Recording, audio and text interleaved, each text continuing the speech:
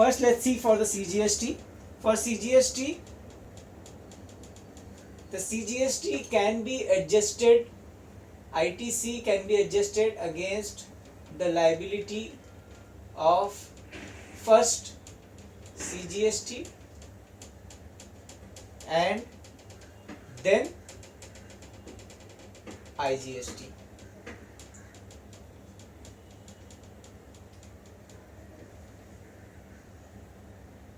In that order.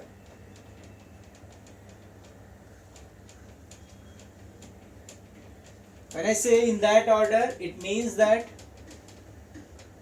if you have a liability of CGST, you have an input of CGST, so in that case first you will adjust that input against the liability of CGST and then only you will move to IGST. You cannot move directly to adjust your CGST credit against IGST. So first let's take an example. You have a Maharashtra input 1000 rupees of CGST. Same time you have Maharashtra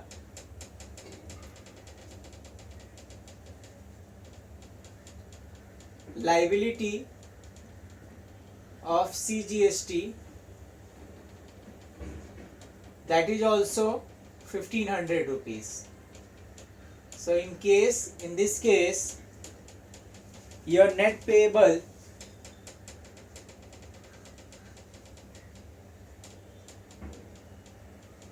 will be 1500 minus 1000, that is 500 rupees.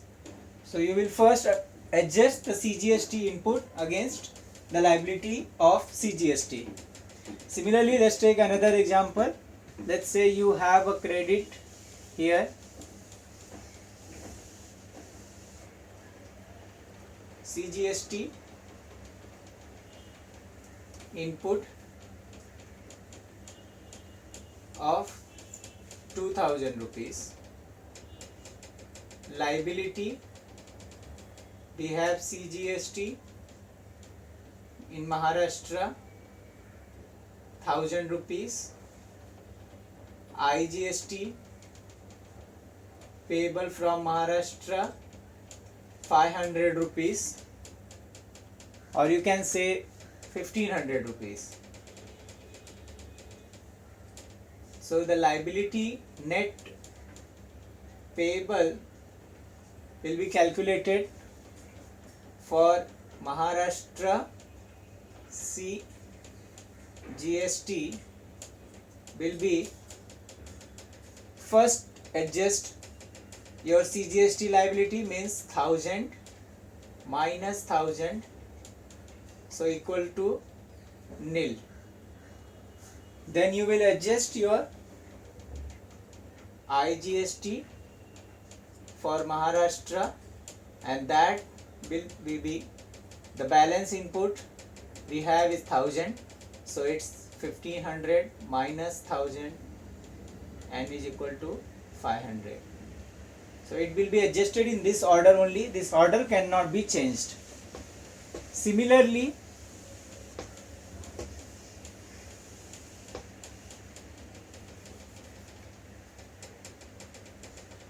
credit of SGST can be adjusted against the liability of SGST of that state. In this case, if SGST input is of Maharashtra, it can be adjusted only against SGST credit of Maharashtra. It's an IGST in that order. So it's also same IGST in that order. Like our previous example, this can also be only adjusted against the same heading. Like first SGST against SGST, then if there is any balance, then it will be, so it will get first preference, it will get second preference Is it clear? So we see this SGST and then the second reference is SGST in that order. Similarly, let's move to IGST. How the credit of IGST can be utilized for the payment of IGST. So let's say, so it will be also in the same fashion. First IGST credit will be used for the payment of IGST, and then it will be used for CGST, and if there is any balance, then that can be adjusted against SGST in that order. So that is the order. So it's the first preference, it's second preference, it's third preference. So if you have a balance in input IGST, you will first adjust it against IGST, then you will adjust against CGST, and the remaining will be adjusted against SGST. I hope these things are clear to all of you. Now let's have a look at this with an example.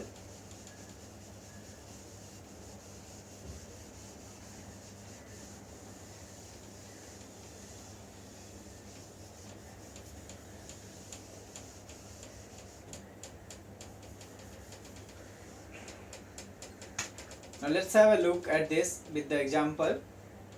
Let's assume we have a Maharashtra where we have an SGST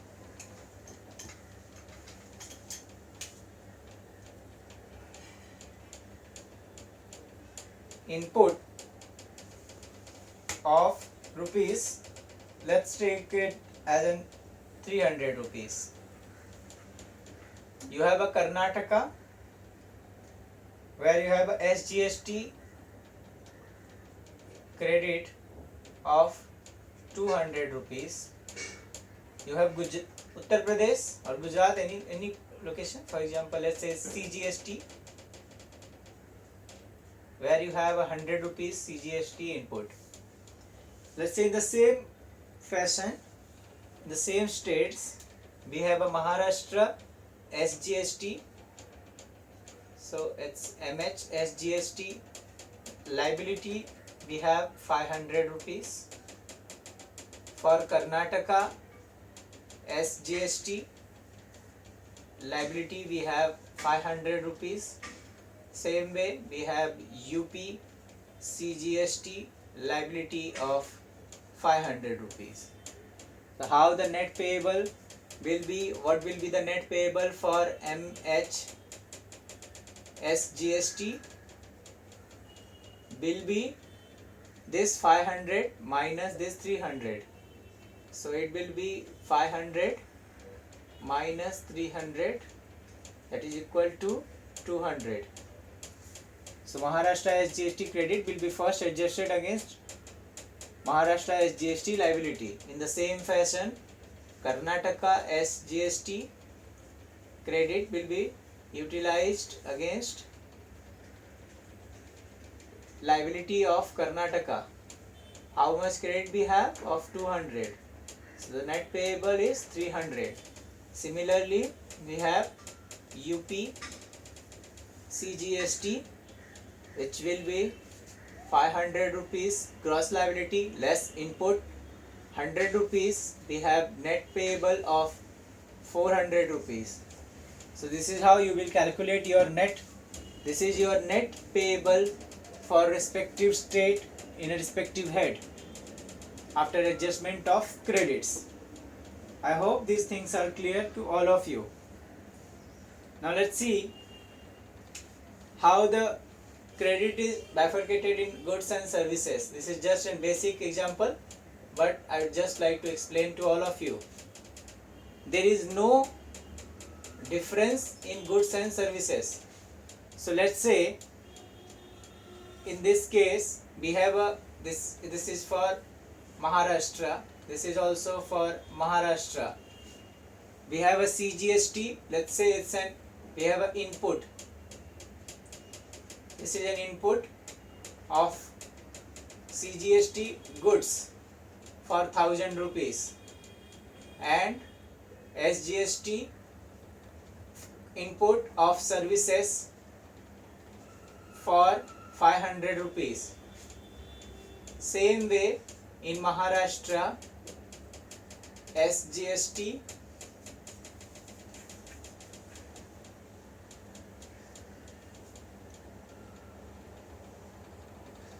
I have a liability of 2000, and in same state Maharashtra CGST I have a liability of 2000. These both are for goods, and these input are occurring from goods and services. In this case it will not make any difference and the calculation will remain same.